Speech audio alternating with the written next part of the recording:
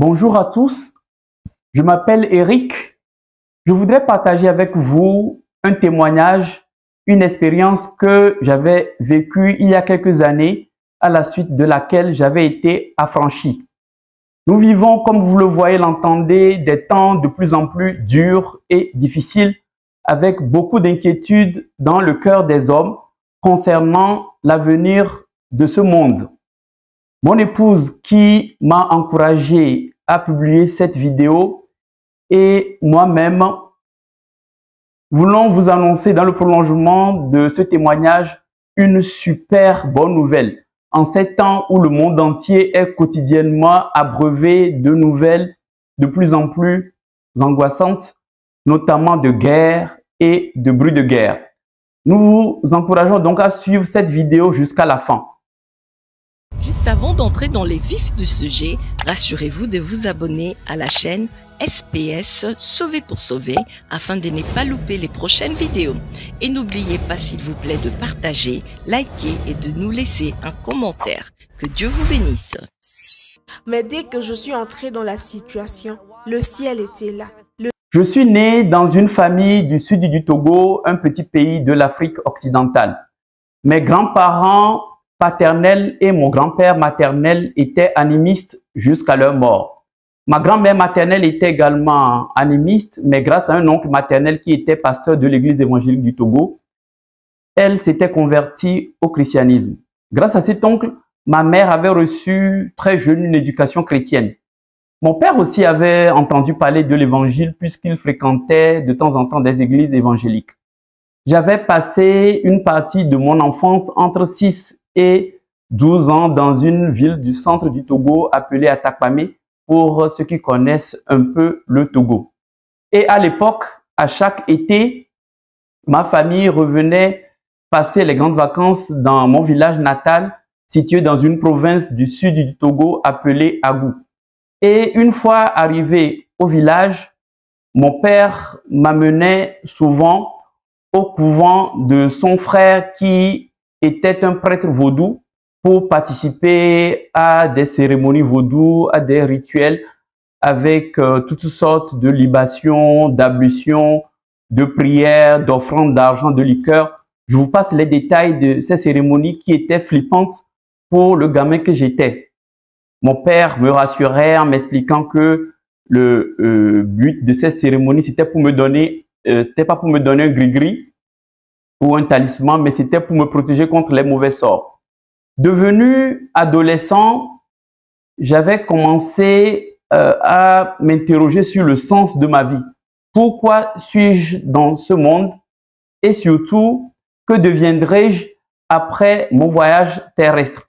Je cherchais également désespérément à avoir une explication convaincante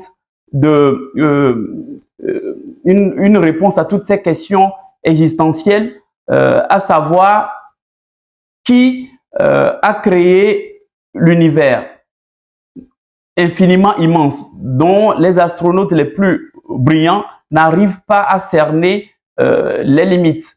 Qui a formé la Terre? Avec un minimum de bon sens, on se rend très vite compte que la Terre est infiniment plus complexe qu'une horloge, plus complexe qu'une voiture. Je ne sais pas si vous connaissez une seule horloge sur cette terre sans horloger ou une seule voiture sans constructeur. Je voudrais comprendre toutes ces choses. Qui a conçu le cycle de l'eau avec la pluie qui tombe et qui fait germer les plantes et produire de la nourriture aux hommes depuis des millénaires? Est-ce que le hasard du Big Bang peut-il expliquer toutes ces choses? Est-ce que le hasard du Big Bang peut expliquer la beauté de certains paysages terrestres, la beauté des animaux, la beauté des fleurs dont certaines exhalent des parfums agréables? Pendant des jours, des semaines, des mois, des années, toutes ces questions me taraudaient, je me torturais les méninges continuellement pour avoir une explication claire à toutes ces choses. En 1989, après mon bac, j'avais commencé des études de médecine. Et en 1993, j'étais en 4e année de médecine. En cette année, j'avais traversé une épreuve douloureuse qui avait complètement et définitivement transformé ma vie. C'est l'expérience que je m'apprête à partager avec vous. Je n'avais pas vécu de décorporation, c'est-à-dire mon esprit âme n'était pas sorti de mon corps. Je n'avais pas vu l'au-delà. Cela s'était passé un mercredi de fin juin 1993.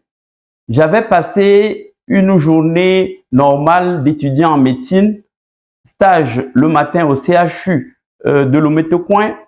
L'après-midi, j'étais au cours à la fac et vers 18 h, j'étais rentré chez moi.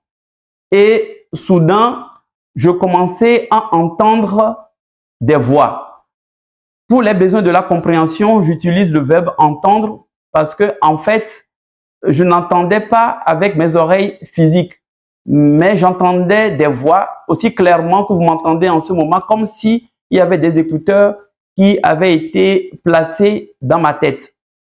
Et ces voix, c'était des injures, des insultes à l'endroit de Dieu, ce qu'on appelle des blasphèmes. Étant étudiant en médecine, je faisais très bien la distinction entre ce qui est organique de ce qui est psychique. Il n'y avait personne autour de moi, donc ces voix manifestement ne pouvaient pas provenir du monde physique et je n'avais aucun problème psychique. Ma lucidité était intacte. Je déduis tout de suite que les voix que j'entendais provenaient du monde spirituel. Je me jetai sur une Bible que j'avais trouvée au salon et je me mis à lire à haute voix les psaumes parce que j'avais entendu dire que les psaumes avaient une vertu thérapeutique. Pendant des heures, j'ai lu les psaumes, mais cela n'avait absolument rien changé. Vers minuit, j'étais fatigué, exténué. Je finis par m'assoupir, puis m'endormir dans le canapé où j'étais assis. À mon réveil, vers 6 h du matin, rien n'avait changé. Mes pensées étaient toujours prises d'assaut par ces nombreuses voix, ces paroles blasphématoires, ces insultes, ces injures envers Dieu. Et il me fallait absolument trouver une solution. Je ne dis rien à mes parents. Je sortis et je sautais dans le premier taxi qui passait pour me rendre chez une tante qui est chrétienne, qui habitait à l'époque dans un quartier populaire de Lomé appelé Adéoui. Elle était institutrice et s'apprêtait à aller au travail. Je débarquai chez elle ce matin et je lui expliquai tout ce qui m'arrivait depuis la veille. Elle prit la décision de m'amener voir son pasteur qui, heureusement, n'habitait pas très loin de chez elle. À notre arrivée, heureusement, son pasteur était là avec sa femme. Ma tante lui a dit ce pourquoi nous étions venus le voir. Et ce pasteur a voulu connaître ma vie. Alors, je lui ai raconté toute ma vie et je lui ai également expliqué ce qui m'arrivait depuis la veille. Après cet interrogatoire, il posa son diagnostic et il m'a dit tu es oppressé par des démons à cause des portes qui avaient été ouvertes dans ta vie pendant ton enfance. Il s'était ensuite mis à prier pour moi pendant de longues minutes, lui et sa femme. Et de temps en temps, il me posait la question, est-ce que ça va? Je répondais à chaque fois non.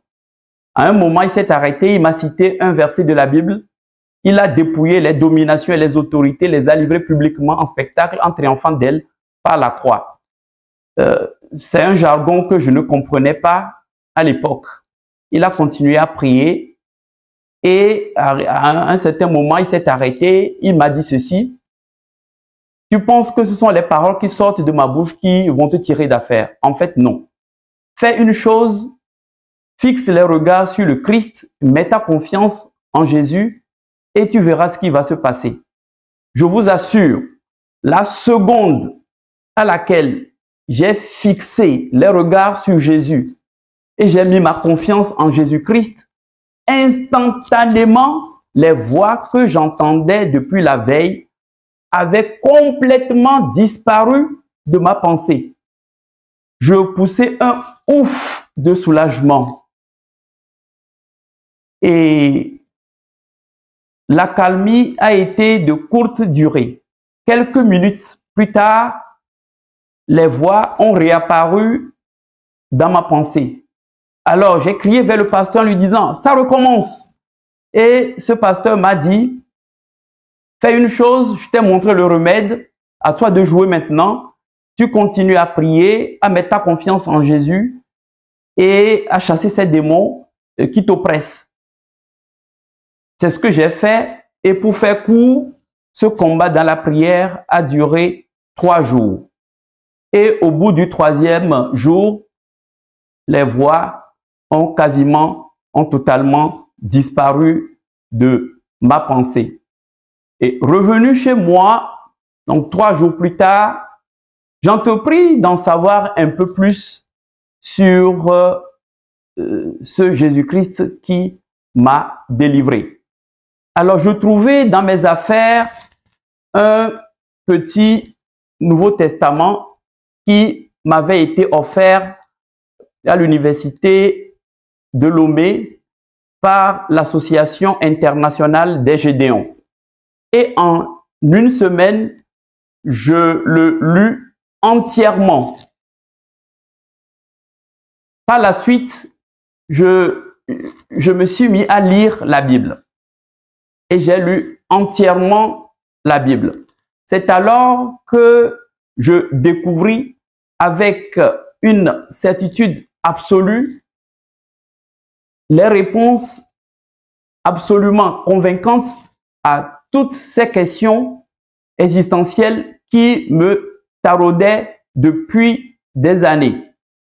J'ai également découvert dans ce livre le but de mon existence, pourquoi je suis sur cette terre.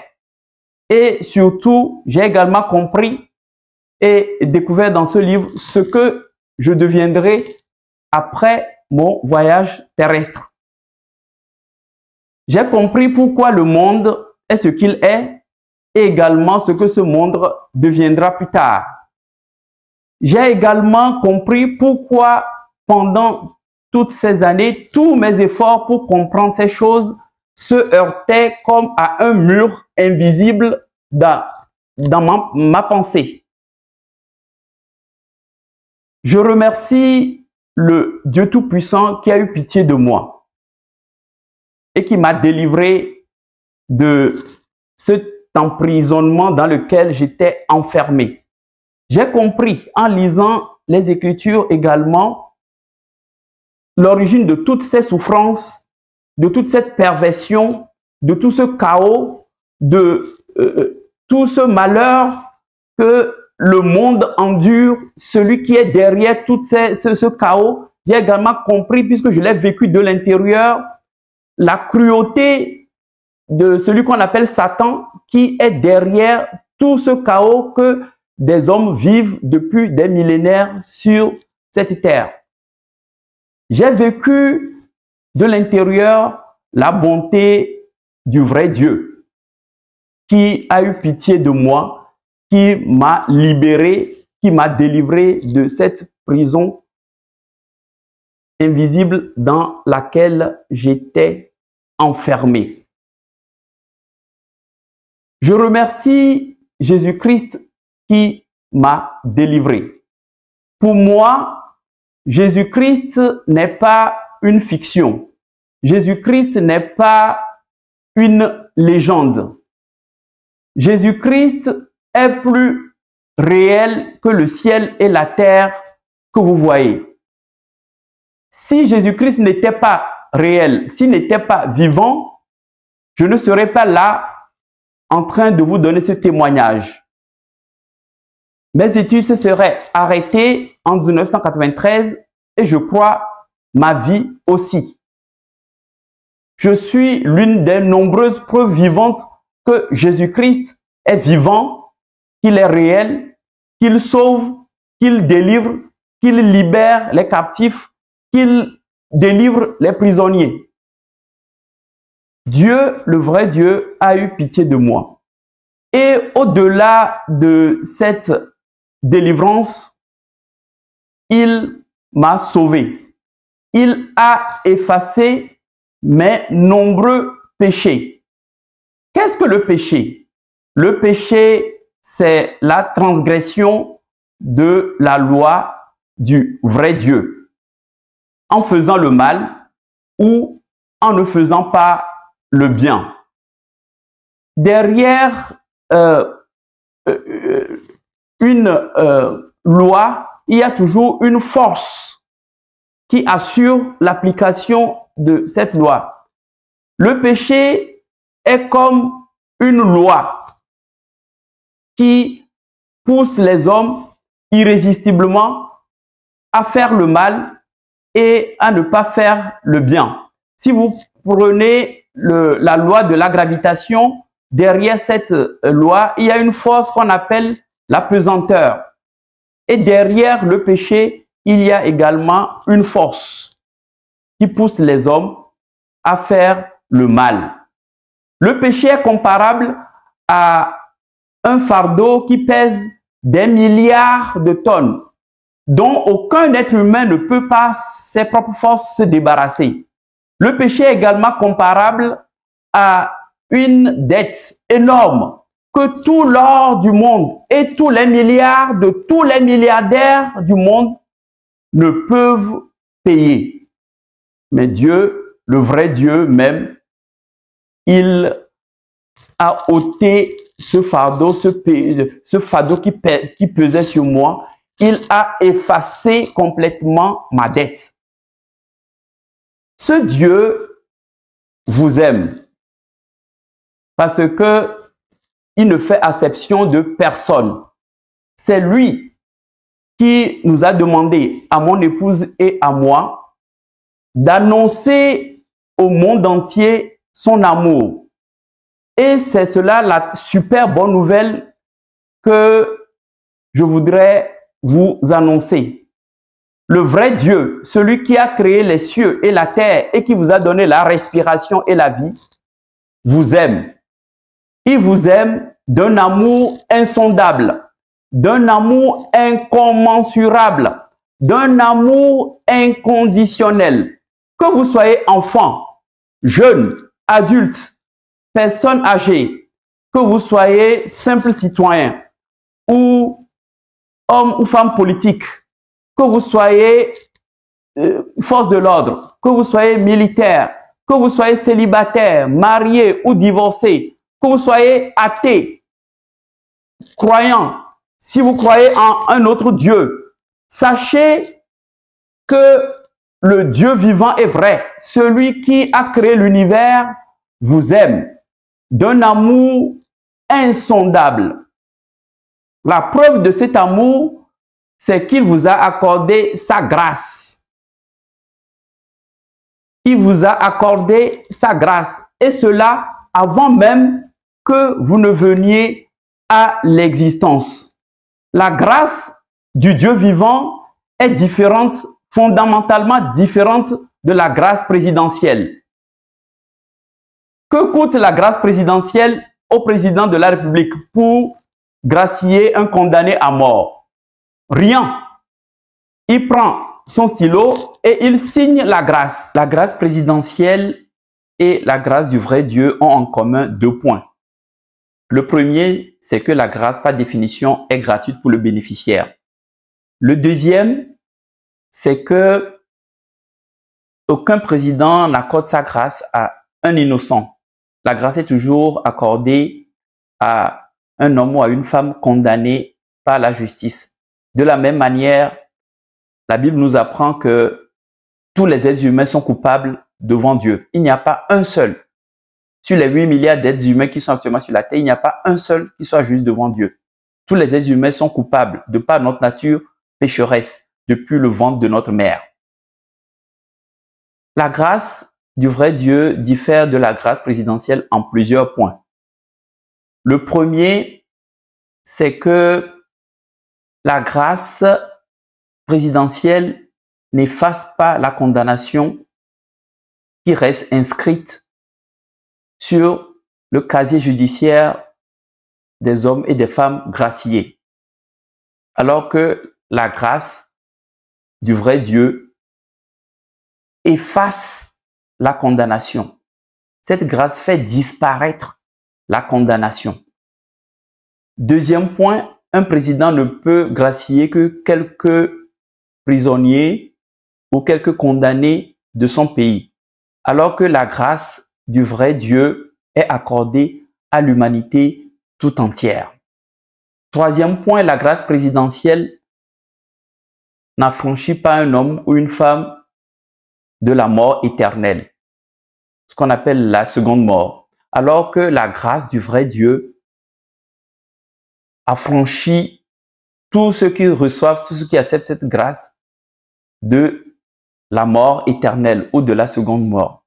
Le quatrième point, qui est le point le plus important, c'est que la grâce présidentielle ne coûte quasiment rien au président de la République, si ce n'est un stylo et une feuille. Alors que la grâce du vrai Dieu lui a coûté cher, très cher, très cher. Pour accorder cette grâce à l'humanité, Dieu a dû envoyer sur cette terre celui qui est son image, celui qui est sa parole, celui qui est l'empreinte de sa substance, celui qui est la manifestation de sa réalité, celui qui est le rayonnement de sa gloire, celui qui est son Fils unique, Jésus-Christ. C'est pour cela que Jésus pouvait dire, celui qui m'a vu a vu le Père. Jésus pouvait dire, moi et le Père, nous sommes un. Dieu l'a envoyé sur cette terre pour ôter nos péchés par son sang. Il l'a envoyé comme un agneau expiatoire pour détruire notre casier judiciaire. Jésus-Christ lui-même vous aime. Il a déclaré qu'il n'y a pas de plus grand amour que de donner sa vie pour ses amis. Et c'est ce qu'il a fait pour vous et moi. Il a donné sa vie pour nous, pour ôter nos péchés.